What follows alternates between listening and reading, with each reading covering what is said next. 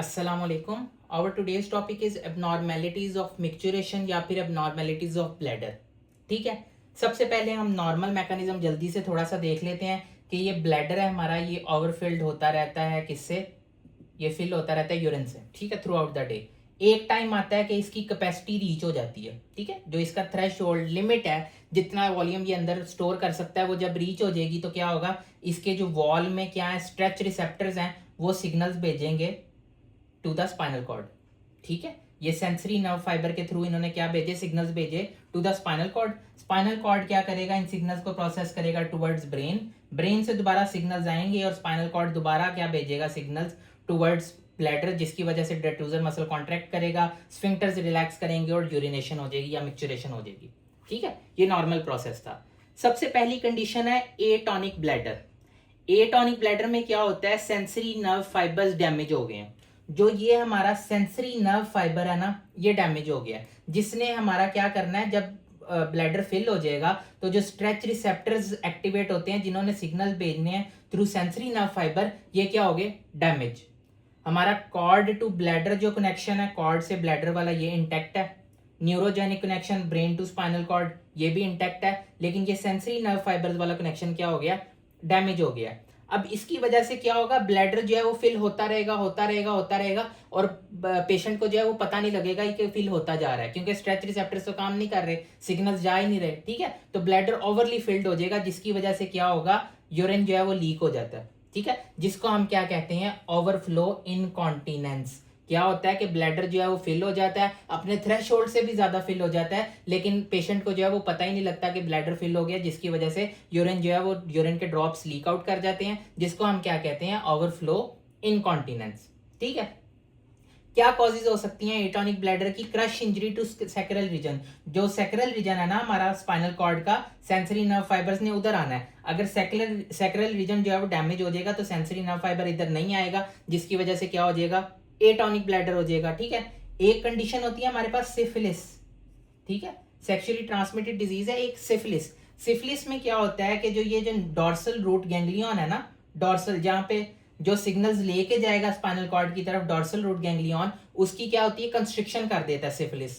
ठीक है, उसकी वजह से क्या होता है, सिग्नल ट्रांसमिट नहीं हो सकते, उसकी वजह से एटॉनिक ब्लैडर हो जाता है। उस कंडीशन को हम क्या कहते हैं, टेबिस डॉर्सैलिस। डॉर्सैलिस क्यों कह रहे हैं, क्योंकि डॉर्सल रूट गैंग्लियन डैमेज हो जाता है। ठीक है, और उस ब्लैडर को हम क्या कहेंगे, टेबिस ब्लैडर। ठीक है, सिफिलिस ने क्या किया, डॉर्सल रूट गैंग्लियन के इर्द गिर्द क्या क्या दी, कॉन्स्ट्रिक्शन कर दी, कॉन्स्ट्रिक्टिव रिंग बना दिया, फाइब्रोसिस कर दी, जिसकी वजह से क्या हो जाएगा, टेबिस डॉर्सैलिस, और उस ब्लैडर को हम क्या कहेंगे, टेबिस ब्लैडर। ठीक है, ये होगी हमारी पहली कंडीशन। नेक्स्ट कंडीशन है ऑटोमेटिक ब्लैडर।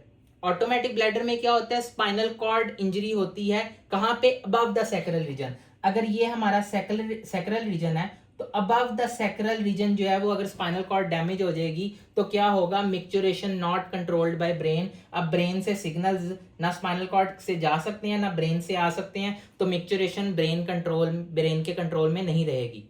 ठीक है, अब किस तरह कंट्रोल होगी मिक्चुरेशन, सबसे पहले जैसे ही इंजरी होगी उसके कुछ दिनों तक क्या हो जाती है, बॉडी स्पाइनल शॉक में चली जाएगी। जाहिर बात है, स्पाइनल कॉर्ड इंजर हो गई है तो स्पाइनल शॉक में पेशेंट चला जाएगा, जिसकी वजह से क्या होगा, मिक्चुरेशन सप्रेस हो जाएगी। ठीक है, स्पाइनल कॉर्ड से जो ये सिग्नल्स जाने हैं, ये हैं तो इंटेक्ट, जा तो सकते हैं, लेकिन क्योंकि स्पाइनल शॉक में पेशेंट चला गया तो ये वाले सिग्नल्स भी क्या हो जाएंगे, इंटरप्ट हो जाएंगे, नहीं काम करेंगे, जिसकी वजह से मिक्चुरेशन सप्रेस हो जाएगी। ठीक है, अब इसको हम प्रिवेंट कैसे कर सकते हैं, कैथेटराइजेशन करके। ठीक है, हम पेशेंट को फॉलिस पास करते हैं, कैथेटराइज करते हैं, जिससे यूरिन जो है वो कॉन्टिन्यूसली बॉडी से निकलता रहे। ठीक है, ताकि ब्लैडर की जो है वो इंजरी ना हो, ब्लैडर ओवरफिल्ड होने की वजह से इंजर्ड ना हो जाए। ठीक है, जब पेशेंट जो है वो कुछ टाइम बाद, कुछ एक मंथ या कुछ वीक्स बाद स्पाइनल शॉक से रिकवर करेगा, तो क्या होगा, पीरियोडिक जो है वो मिक्चुरेशन दोबारा से स्टार्ट हो सकती है। ठीक है, जैसे नॉर्मल पर्सन में होती है, लेकिन वो अनअनाउंस्ड होगी। अनअनाउंस्ड का क्या मतलब है, पेशेंट को पता नहीं चलेगा, लेकिन मिक्चुरेशन होगी पीरियोडिक। ठीक है, पेशेंट को नहीं पता लगेगा कब मिक्चुरेशन करनी है।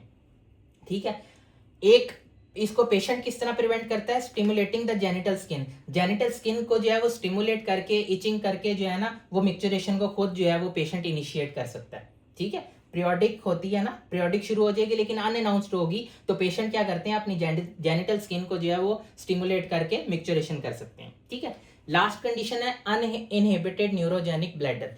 इसमें क्या होगा, lack of inhibitory signals from brain, हमारे ब्रेन से इनहिबिटरी सिग्नल्स भी आते हैं और फैसिलिटेटरी सिग्नल्स भी आते हैं। ठीक है, नॉर्मली क्या है, इनहिबिटरी सिग्नल्स है ना, हर वक्त तो नहीं ना मिक्सचरेशन हो रही, तो नॉर्मली ब्रेन जो है वो इनहिबिटरी सिग्नल्स भेज के रखता है, सिर्फ तब फैसिलिटेटरी भेजता है जब मिक्सचरेशन होनी होती है। ठीक है, तो इस कंडीशन में क्या होगा, सिर्फ इनहिबिटरी सिग्नल्स जो ब्रेन से आने वो डैमेज हो जाएंगे। किस कंडीशन में, partial damage to spinal cord या ब्रेन स्टेम या स्पाइनल कॉर्ड का पार्शियल डैमेज हो जाए ना, तो इनहिबिटरी सिग्नल्स जो है वो रुक जाते हैं, फैसिलिटेटरी इंपल्सेस जो है वो आती रहती हैं। ब्रेन से जो फैसिलिटेटरी इंपल्सेस है ना, जिन्होंने मिक्सचरेशन करवानी है, वो आती रहती हैं। तो थोड़ा सा भी ब्लैडर में यूरिन फिल होगा ना, 1-2 ड्रॉप्स भी आए हैं, तो ब्रेन से फैसिलिटेटरी इंपल्सेस तो आई जा रही हैं, तो फौरन से जो है ना अर्ज टू यूरिनेट हो जाएगी, पेशेंट को लगेगा यूरिनेट करना है, हालांकि थोड़ा सा ब्लैडर में यूरिन फेल हुआ होगा। ठीक है, इसको हम क्या कहेंगे, फ्रीक्वेंट यूरिनेशन हो जाती है। अनइनहिबिटेड न्यूरोजेनिक ब्लैडर में फ्रीक्वेंट यूरिनेशन स्टार्ट हो जाती है। क्यों? क्योंकि फैसिलिटेटरी इंपल्सेस आई जा रही हैं, जिसकी वजह से